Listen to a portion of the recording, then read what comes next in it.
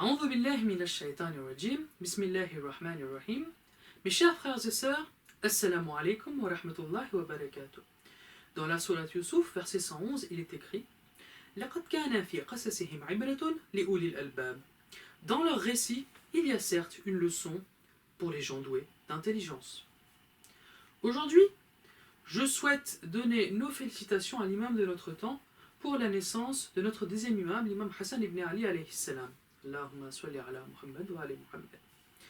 Examinons un peu l'histoire de notre deuxième imam alayhi salam. Notons la période courte de son califat. La leçon que nous allons tirer de notre imam, c'est la conciliation. Comment arranger nos affaires pour faire progresser la communauté et voir plus loin pour préserver la communauté. Nous allons définir ce qu'est la conciliation. Nous allons regarder quelles sont les conséquences de l'état de conflit, les causes potentielles de ces conflits, quels efforts sont nécessaires pour faire la paix et quelles sont les conséquences de cette conciliation, tout ça par le prisme de l'histoire de notre deuxième imam. Suite au martyre de notre premier imam, deux camps se sont faits. La succession légitime de notre deuxième imam, imam Hassan, et Muawiyah, qui tenait son bastion et lui aussi tentait d'avoir le pouvoir. L'imam Ali sortait d'un conflit avec les Kharijites, etc. Donc il avait une force armée, une armée. Mais l'imam Hassan nota que la plupart des vrais compagnons du prophète étaient morts au cours des batailles que l'imam Ali a menées. Il a noté que son soutien était fragile. Lorsqu'il testa le soutien de ces hommes, il remarqua que la plupart, si on leur donnait de l'argent, si on leur donnait de la position, ils rejoindraient Muawiyah. Bien. Dans cette situation, il n'y avait pas que la situation musulmane. Effectivement, l'armée de l'imam Ali semblait, pas entièrement dédiée à la cause de l'islam, mais les menaces extérieures aussi commençaient à peser sur l'empire musulman qui naissait. Les Byzantins au nord, qui faisaient montre d'agressivité. Il n'y a pas que cela, tous les empires environnants regardaient ce nouveau pays qui s'était formé et regardaient le moindre signe de faiblesse pour tenter d'inférer dans les affaires des musulmans. Il se rendit compte aussi que ses partisans, les chiites, étaient peu nombreux. Et si la victoire de Muawiyah avait lieu sur le champ de bataille, quelle serait la conséquence pour ces chiites? Quelle serait la conséquence pour la religion? Quelle serait la conséquence pour l'image de la religion? L'imam Hassan, alors, décida de faire la paix avec Muawiyah et lui imposa un traité. L'histoire nous dicte aussi que Muawiyah ne respecta pas les termes de ce traité. Par exemple, la succession du califat, nous savons que Muawiyah nomma son fils Yazid. Ce qui, en réaction de quoi, eut lieu plusieurs révoltes, la bataille de Karbala et la révolution de Muqtar al-Saqafi. Mais Imam Hassan, lui, tenta de poser des termes à Muawiyah, tenta d'appliquer la conciliation. Et cette conciliation, c'est une leçon que nous, en tant que croyants et suivants des Ahlul Bayt, nous devons appliquer dans notre vie de tous les jours. Effectivement, sourate 49, verset 10, la conciliation nous est enjointe directement par notre Seigneur. Les croyants ne sont que des frères. Établissez la concorde entre vos frères et craignez Allah afin qu'on vous fasse miséricorde. Avant de rentrer plus avant sur le sujet de la conciliation elle-même, certains disent peut-être que l'imam Hassan fit preuve de faiblesse. Certains diront peut-être que l'imam Hassan ne s'est pas battu, comme l'imam Hussein l'a fait. Il y a un précédent. L'imam Hassan n'a fait que suivre l'exemple de son grand-père. Lors des premières années de l'islam, le prophète a conclu avec la tribu de la Mecque le traité de Hudaybiyah. C'était pourtant des ennemis, des polythéistes. C'était pourtant des gens qu'ils avaient combattus. C'était pourtant des gens qu'ils pouvaient vaincre, car le prophète aussi avait une armée, une force militaire. Et pourtant, le prophète vit plus loin.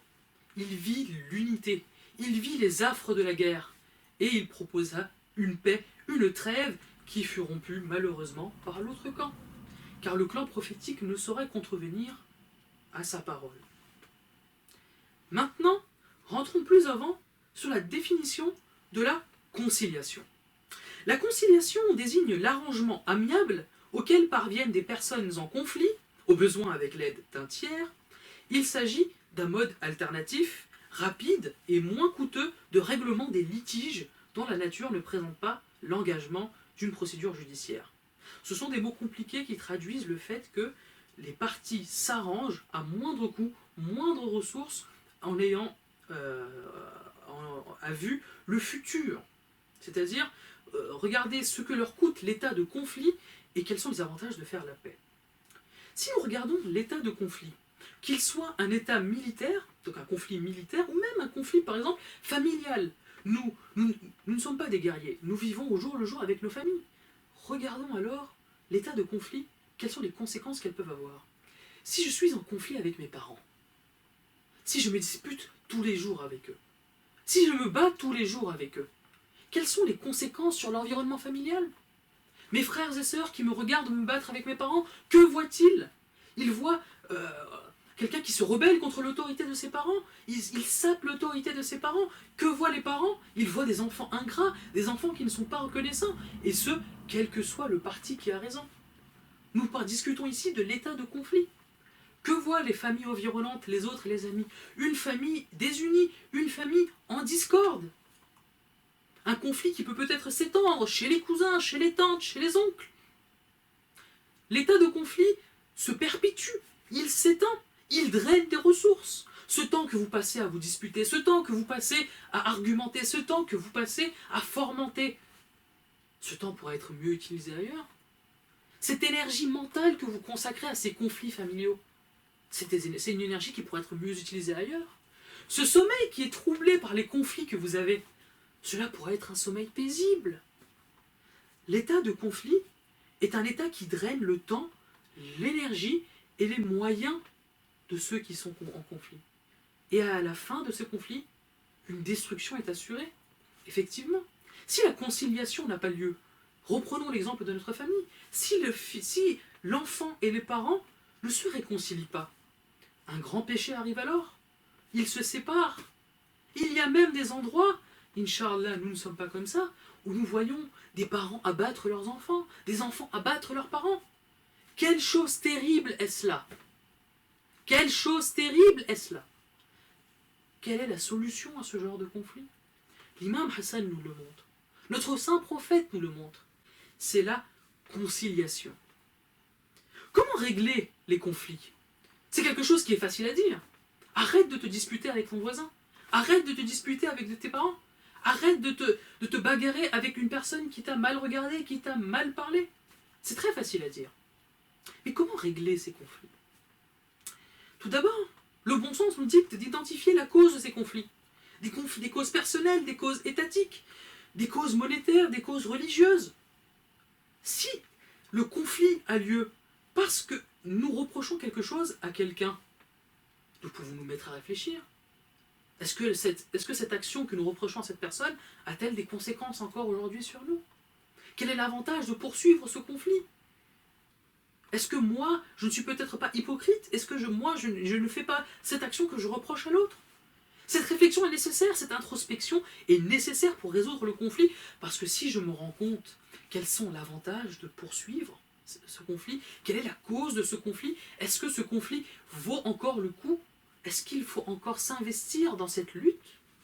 Si nous nous rendons compte que cette lutte est inutile, si je me rends compte, par exemple, que mes parents ne comprendront jamais ce que je tente de leur expliquer. Par exemple, imaginons que votre grand frère met toujours ses chaussettes différentes. Il met deux chaussettes différentes. Petit exemple simple. Et vous vous battez jour et nuit pour l'expliquer que met des chaussettes assorties. Vous tentez de lui expliquer, vous tentez de lui expliquer, vous tentez de lui expliquer, et il n'écoute pas, il ne comprend pas. Quelle est votre solution?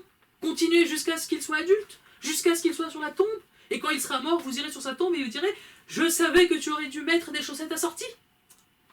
Non. Non, ça ne sert à rien.